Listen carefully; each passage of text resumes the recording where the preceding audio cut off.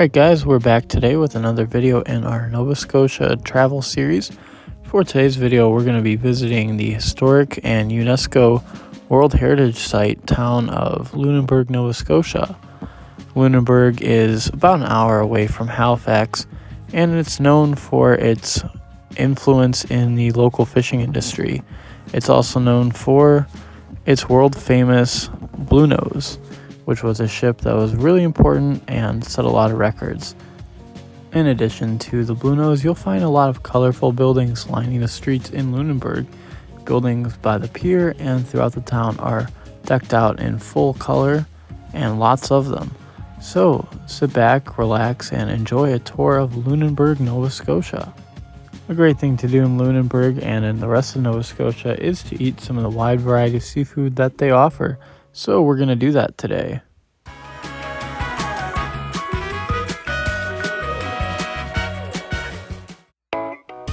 So for today's meal, we're heading out to Grand Banker Bar and Grill right by the waterfront. We're going to start off with a nice appetizer, a crab and artichoke dip, and we're going to have a main course of a great lobster roll. And now their lobster rolls are just fantastic here. They're juicy, they're served on a nice multi-grain brioche bun with some lettuce in there, lemon on top. Can't go wrong. One of the best things I had on my trip and super delicious.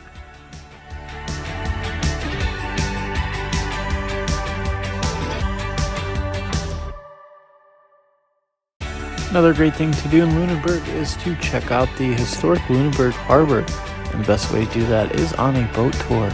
So for today's boat tour, we used the Lunenburg Whale Watching Company, and I'm going to say that the company was a bit iffy, but all in all the tour was great.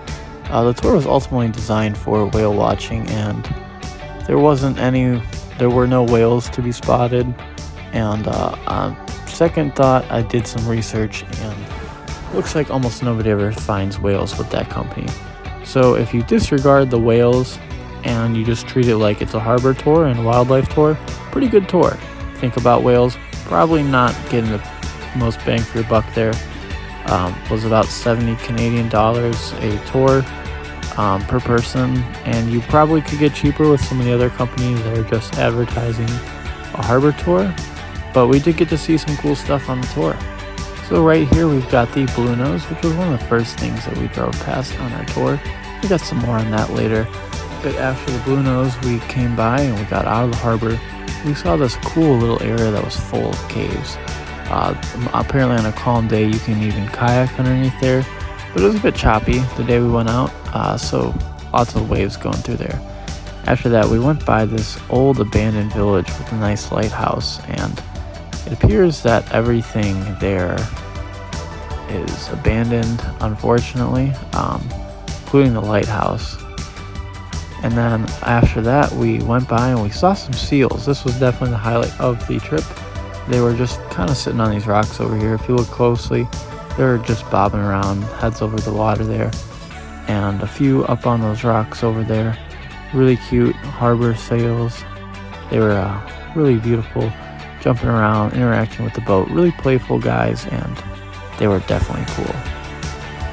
After the seals, we hit the open water, and then we came back through the Blue Rocks area, and on the way we saw some really cool rocks with a lot of seaweed all up on the sides and some abandoned areas.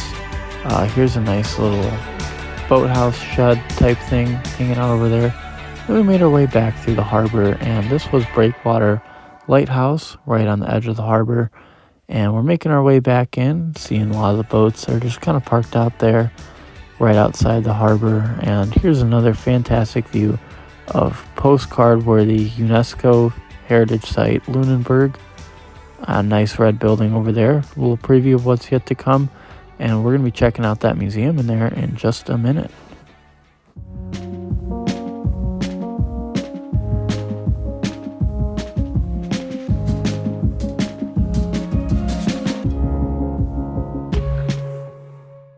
So here is the Fisheries Museum of the Atlantic, which is located in a former ice house.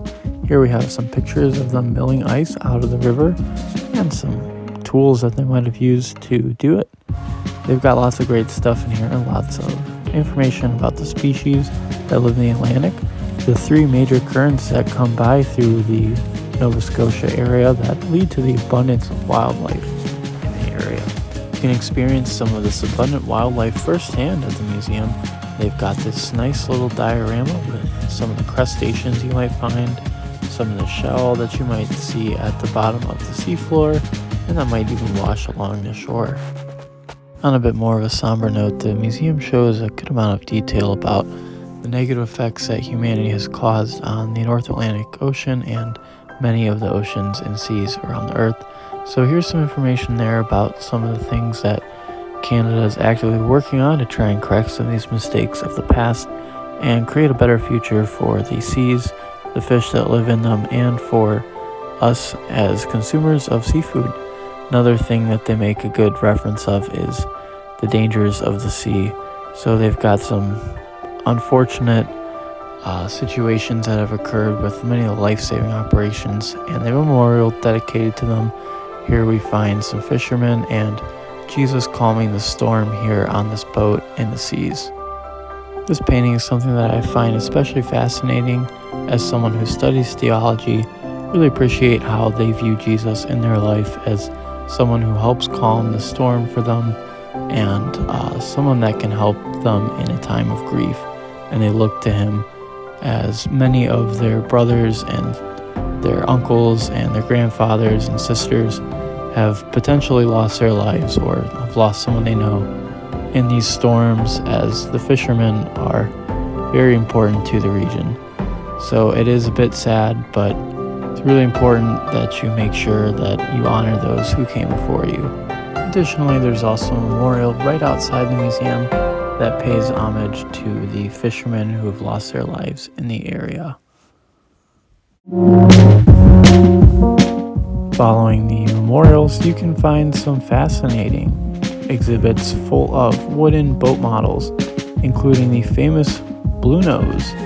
And we've got lots of cool other Bluenose history here, lots of artifacts. The Bluenose was a world-famous ship, and it was the fastest ship at its time, and it had a nice lifespan from 1921 to 1946.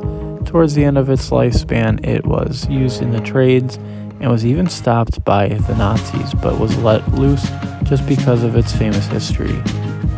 Unfortunately, tragedy hit in 1946 when the Bluenose hit its fatal blow in Coral Reef, and unfortunately it was sunk. Fortunately for the public, though, the Bluenose 2 replica was built in the 1960s, and it's housed in Lunenburg. It sits right outside the harbor, and it even gives tours. Our visit to Lunenburg came early in the season, so the crew was still testing out the boat, but we did get to walk on board when it was docked in the wharf, and we got to chat with a lot of its crewmates.